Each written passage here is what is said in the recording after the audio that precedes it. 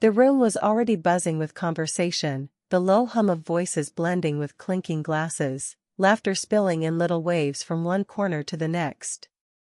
Warm light poured down from chandeliers, soft and golden, making everything feel just slightly more glamorous than real life. I told myself I was here just to blend in, maybe catch up with a few familiar faces. Nothing more. But then she walked in. It wasn't dramatic, no sudden hush, no heads all turning at once. And yet, in her quiet way, she commanded the room. She moved with a kind of grace that didn't need announcement. Her dress, simple, elegant, fitting in all the right ways, caught the light every time she turned, but it was the way she carried herself that held my attention. Shoulders straight, chin lifted just enough to suggest confidence, but never arrogance. People gravitated toward her, as though it was natural. A small group formed around her almost instantly, friends, acquaintances, admirers. And while she smiled, while she nodded and laughed at someone's story, I couldn't shake the thought that she seemed slightly apart, even while in the center of it all. I tried not to stare.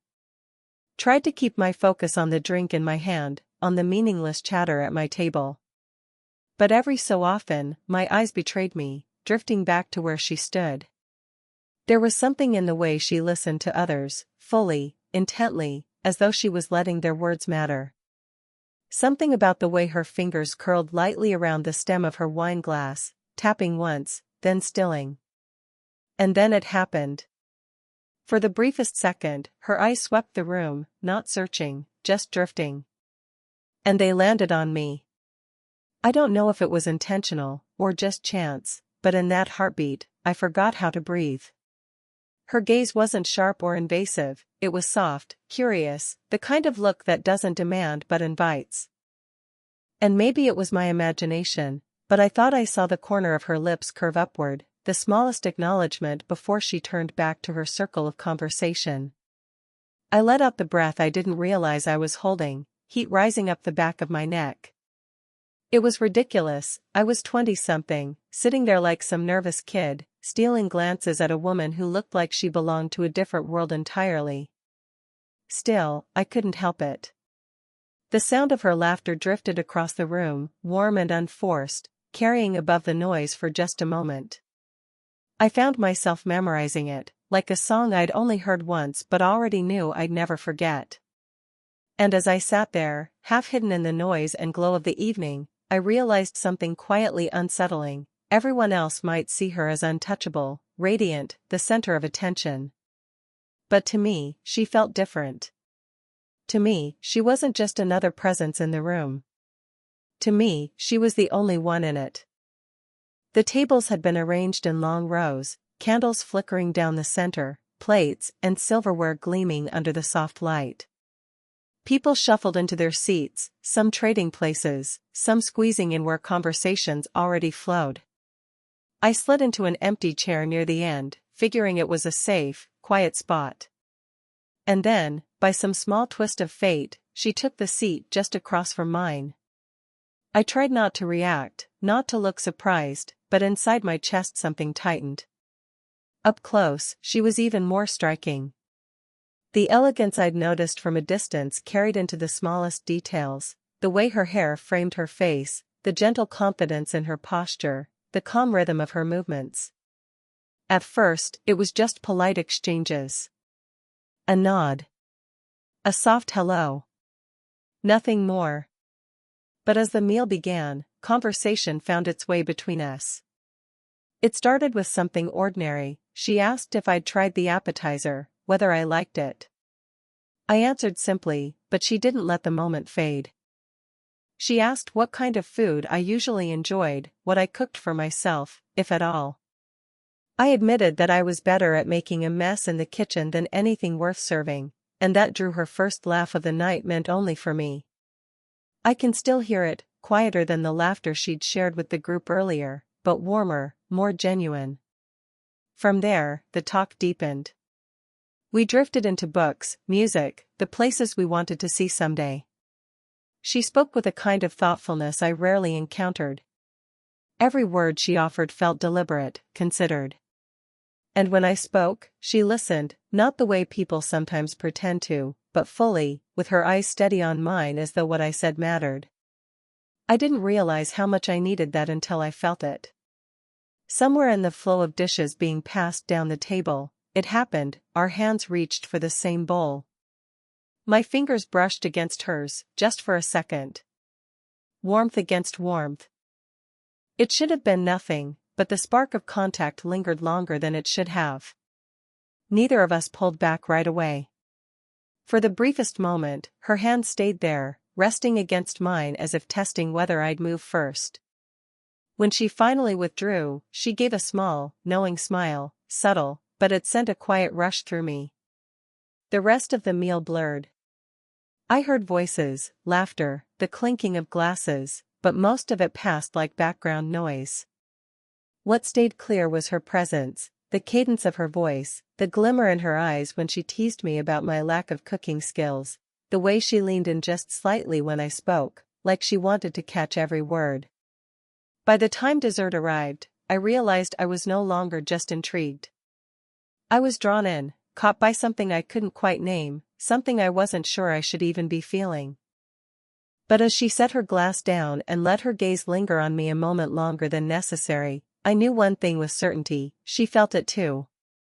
Maybe it was the way our conversation flowed too easily, or the way I leaned forward without realizing, drawn toward her every word. Maybe it was the quiet smile that lingered on her lips when I spoke, or the subtle warmth in her gaze when she listened. Whatever it was, the shift didn't go unnoticed. I caught it first in the teasing glance of a man sitting 2 seats down. Then in the way someone across the table raised an eyebrow, their smirk giving away what they were thinking. Even the background chatter seemed to tilt toward us, as though our corner had developed its own quiet gravity. And she noticed too. When the teasing remarks began, light-hearted, playful, she handled them with grace. "Don't be ridiculous," she laughed, waving a hand as though brushing away a harmless joke. "You know I can talk to anyone." But beneath the polish of her response, I saw the faintest flicker in her eyes, a fleeting glance in my direction that said, "They've seen it too." It wasn't just them. The awareness seeped into me, too. Suddenly, every small gesture carried weight. The distance between our chairs felt narrower than before.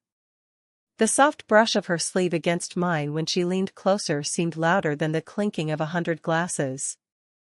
And when her hand shifted ever so slightly on the table, close enough that the warmth of her skin hovered near mine, I felt it like a quiet storm just beneath the surface. At one point, a friend leaned toward her with a playful grin. "You must be used to it by now," they teased. "All these eyes on you wherever you go."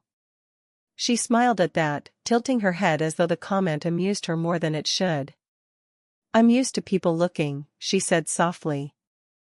Her voice wasn't boastful, it carried a hint of weariness, like the kind of truth spoken more for herself than anyone else. But then she looked at me. The shift was almost imperceptible, just a pause, a fraction of a second longer than casual. Her gaze held mine, steady, curious. And in that instant, something passed between us unspoken. I wanted to tell her the truth, that yes, people were watching her, but not the way I was. That my eyes weren't skimming the surface, weren't admiring the way everyone else did. I wanted her to know that I saw something deeper, something I wasn't even sure she meant to reveal. Of course, I didn't say any of that. Instead, I smirked faintly, trying to mask the rush in my chest. My thoughts were mine alone, for now. But I knew she could sense it, the quiet undercurrent between us, humming stronger with every passing moment. The rest of the table carried on, laughter bubbling around us, conversations weaving in and out. But for me, the world had narrowed. All I could feel was the weight of her nearness, the brush of her presence, and the silent truth we both pretended not to acknowledge. Everyone else might have been watching her. But I was the only one who truly saw her. The air inside the hall had grown heavy. Laughter and chatter swelled around us, the kind of noise that left no space for thought. I caught her shifting in her chair, her hand brushing a stray lock of hair behind her ear, her eyes darting toward the doors as though she needed air. And then, almost without thinking, she rose. "I'll be back," she murmured to no one in particular, her voice nearly lost in the clinking of glasses. But I heard it. I watched as she slipped quietly away from the table, her steps graceful, her presence vanishing into the hum of the room. Something in me stirred. Before I could second-guess it, I stood too, weaving through the crowd until I reached the same doorway she'd disappeared through. The hallway was dimmer, quieter. At the far end, a set of glass doors led to a balcony overlooking the garden. And there she was, leaning against the railing, the soft glow of string lights draped above her, painting her silhouette in gold. I hesitated at first, unsure if I was intruding. But then she glanced back, and the faintest smile curved her lips. It wasn't invitation, not exactly. But it wasn't dismissal either. I stepped forward, the evening air cooler than I expected, carrying the scent of blossoms from the garden below. "It's loud in there," I said quietly, as though afraid to disturb the moment. She exhaled a soft laugh, her shoulders relaxing a little. "You noticed too." I moved closer, stopping just beside her. For a moment, neither of us spoke. The silence wasn't empty, it was full, steady, like a pause that didn't need filling. I could hear the faint rustle of leaves, the distant hum of music behind the glass, and the gentle rhythm of her breathing beside me. Finally, she spoke. "Sometimes it feels like being on stage, even when I don't want to be." Her fingers traced along the railing absent-mindedly, her eyes fixed on the garden. "People are always looking. Expecting." There was no bitterness in her voice, but there was weariness. A kind of quiet vulnerability that felt worlds away from the poised woman who'd walked into the room earlier. I swallowed, unsure of what to say, but wanting to give her more than empty words. "I don't think they see you the way you deserve to be seen," I murmured. She turned then, just slightly, enough for her eyes to meet mine. They softened, the guarded polish giving way to something truer. For a heartbeat, I felt her searching me, testing if I meant it, if I was different from the others. Her arm brushed mine as she shifted closer, so light I might have imagined it. But the warmth of it lingered, humming against my skin. And in that quiet corner, away from the noise, away from the eyes, I realized something: she wasn't untouchable, after all. She was human. Vulnerable. And for reasons I couldn't explain, she'd let me see it. The night air wrapped around us like a blanket, cool, gentle, steadying. For a while, neither of us spoke. We simply stood there side by side on the balcony, the faint music drifting through the glass doors behind us, the garden below glowing with soft pools of light. I could feel her presence more than I could see it. The warmth radiating from her shoulder near mine, the subtle rise and fall of her breathing. Even the delicate trace of her perfume seemed louder out here, where the world was quieter. Finally, she broke the silence. "You know," her voice was softer now, stripped of the practiced polish she'd worn inside. "It's strange. I can walk into a room full of people and be admired, complimented, even envied. But still, it feels like no one actually sees me." She looked out over the garden as she spoke, not at me, and that made her words feel even more raw. I swallowed, searching for the right response, knowing anything too rehearsed would ruin the fragile honesty she'd just given me. "Maybe they don't know how to look," I said quietly. "They only see the surface." That made her glance at me, quick, searching, almost startled. For a moment, she held my gaze as though trying to decide if I really understood. And then she gave a faint smile. "And you?" she asked softly. "What is it you think you see?" The question sent a rush through me, tightening my chest. I wanted to answer, wanted to put into words the truth pressing inside me, but the words caught in my throat. All I could manage was a half-smile, a breath that felt too shallow. I didn't need to speak, though. The silence said enough. The pauses between us stretched longer now, charged with something unspoken. My awareness sharpened, the brush of her sleeve when she shifted slightly closer, the faint tremor in my hands as I gripped the railing, the way her lips parted like she might say something but didn't. And then it happened, so subtle, so natural, her hand rested on my forearm. Just lightly, as though she was steadying herself. Her thumb traced the faintest circle against my skin. The touch was small, innocent enough, but it sent a warmth spiraling through me, grounding and dizzying all at once. I turned toward her, just slightly, enough that the space between us seemed to shrink. The tension was thick now, not uncomfortable, but undeniable. My pulse quickened, and I could see the same storm mirrored in her eyes, hesitation, desire, fear, all tangled together. She exhaled slowly, a sigh that sounded almost like surrender. "This shouldn't feel so easy," she whispered, more to herself than to me. I didn't answer. Because the truth was, it didn't just feel easy. It felt inevitable. She drew in a slow breath and stepped back, just slightly, as if catching herself. Her hand slipped from my arm, leaving the faint ghost of warmth behind. "I shouldn't," she murmured, shaking her head. The words were quiet, but heavy, half reminder, half warning. "There's too much people would say. Too much people would assume." I understood. Every reason she carried with her was real. Age. Appearances. Expectations. The way others would twist something delicate into something scandalous. But still, I couldn't let her drift away. Not now.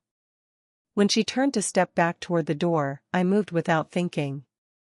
My hand reached out, gently catching her wrist. Not tight. Not forceful. Just enough to ask her to stop. She froze, her back half turned to me. Slowly, she looked over her shoulder, her eyes meeting mine. And in that silent exchange, everything stilled. The protest in her expression softened. The conflict in her eyes wavered. For one heartbeat, she seemed to weigh everything, her rules, her fears, her heart. And then, almost imperceptibly, she let herself turn back toward me. Her breath caught, and mine did too. Neither of us spoke. Words would have broken it. Instead, she stepped closer, hesitant, almost testing. I didn't move, afraid even the wrong breath might shatter the fragile decision she was making. And then she closed the distance. Her hands lifted, resting lightly against my chest. Tentative at first, then settling as though finding their place. I felt the warmth of her palms through the fabric, felt the faint tremor in her touch. I lowered my arms slowly, carefully, wrapping them around her as though she were something fragile I didn't want to risk breaking.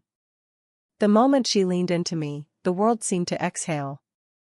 Her cheek rested against my chest, her hair brushing lightly against my chin, and I could feel the quiet steadiness of her heartbeat pressed close to mine. I closed my eyes, letting the weight of it sink in, the impossible closeness of her, the warmth, the quiet surrender neither of us had admitted until now. She let out a sigh, softer than a whisper, and it carried more than words could.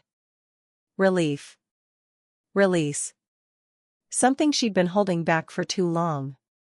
My hand lifted instinctively, resting against the small of her back, anchoring her closer. I didn't rush it, didn't press.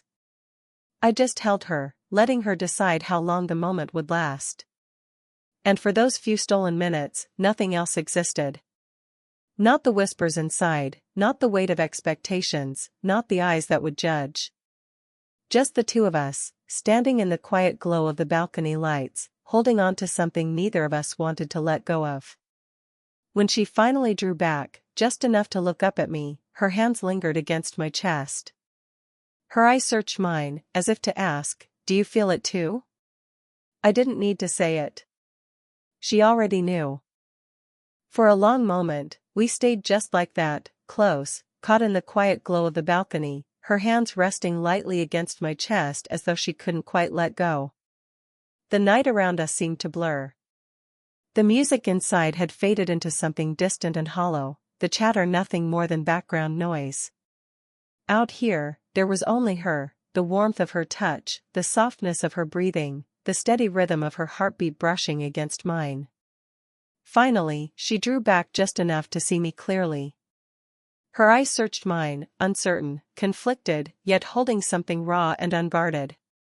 The mask she'd worn inside, the polished composure, the practiced ease, had fallen away. All that was left was her. She gave a quiet laugh, though it trembled at the edges. "All eyes are on me," she whispered, almost as though testing the words aloud, reminding herself of the truth she carried everywhere. Her gaze flicked toward the glass doors, toward the crowded room just beyond. "They always are. No matter what I do." Her voice held no vanity in that moment, only exhaustion, a woman tired of being admired but not understood, seen but not truly known. I didn't let her hand slip away. Instead, I tightened my hold, grounding her, pulling her just slightly closer. A smile touched my lips, not playful but steady, honest. "Not when you're in my arms," I murmured. The words hung between us, low and certain, cutting through all the noise of what others might think. For once, she wasn't the center of the room. For once, she wasn't a figure people watched and whispered about. She was simply here, with me. Her lips parted, but no words came. Instead, a softness spread across her face, something like relief, something like surrender. She let out a breath she seemed to have been holding all night, and in that sound, I heard her choice. Her forehead lowered until it rested gently against my chest. I felt the warmth of her skin, the delicate weight of her leaning into me as though she finally allowed herself to stop holding back. My arms wrapped around her again, firm and certain, and she melted into the embrace as though it was where she belonged all along. For a few precious minutes, the world outside didn't matter. Not the laughter, not the curious eyes, not the rules that had tried to keep us apart. Just the quiet truth of this moment, fragile, yes, but real. When she lifted her head again, her smile was different. Not the practiced one she gave to everyone else, but one just for me. Small. Tender. Trusting. And as I looked down at her, I realized something with absolute clarity. I hadn't just seen her tonight. I had been seen, too. Whatever tomorrow might bring, whatever words others might say, tonight was ours. And tonight, she was not the woman everyone else admired from afar. She was the woman in my arms.